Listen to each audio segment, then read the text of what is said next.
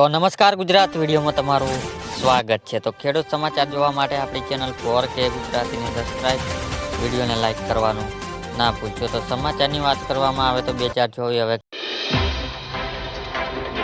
ઘરે લાગશે smart meter એટલે કે વીજળી ક્ષેત્રે ફેરફાર સદભાવ કેન્દ્રને વીજળી મંત્રાલયને આદેશ આપ્યો છે કે ગુજરાત સહિત તમામ રાજ્યોમાં માર્ચ 2025 સુધીમાં ક્રમશઃ વીજળી ગ્રાહકોના પ્રવર્તમાન મીટરો બદલી તેના સ્માર્ટ મીટરો લગાવવાનો આદેશ આપ્યો છે। સ્માર્ટ મીટર લગાવવાનું કાર્ય 3 મહિનામાં શરૂ થશે, જેમાં ગ્રાહકોને કોઈ ખર્ચ ભોગવવાનો નથી। દરેક સ્માર્ટ મીટર 900 સબસિડી લેખે કેન્દ્ર વીજળી માત્ર વિતરણ કંપની ચૂકવણું કરશે।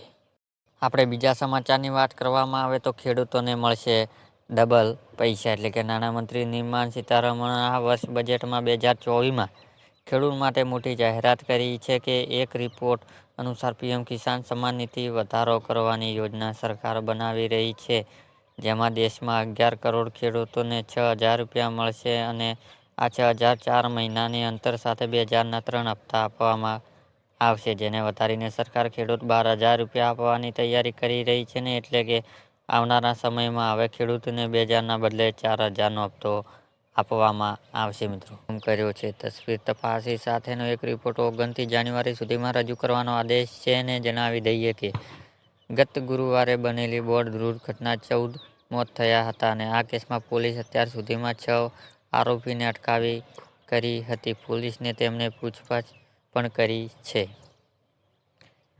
ત્યારબાદ મિત્રો ચોથા સમાચારની વાત કરવામાં આવે તો કોણ પહોંચ્યું અયોધ્યા? રામલાલના પ્રાણ પ્રતિષ્ઠામાં હાજરી આપવા માટે વીઆઈપી મહેમાનો અયોધ્યા પહોંચવા લાગ્યા છે, જેમાં સીએમ યોગી, શ્રી રવિશંકર, મોરારી બાબુ, યોગી ગુરુ રામદેવ, અભિનેતા અપૂર્વ ખેર, રણદીપ હુડ્ડા, રણજીત કાત, પવન કલ્યાણ, અભિનેત્રી કંગના રનૌત, સૈફ અલી ખાન, કવિ કુમાર વિશ્વાસ, ગાયત્રી, સંગીત કલાકાર શંકર મહાદેવ, પૂર્વ ક્રિકેટર અનિલ કુંબલે સામેલ છે। વિકેટ પ્રસાદ અને માસ્ટર શેફ સંજીવ કપૂર પણ અયોધ્યા પહોંચી ગયા છે। મિત્રો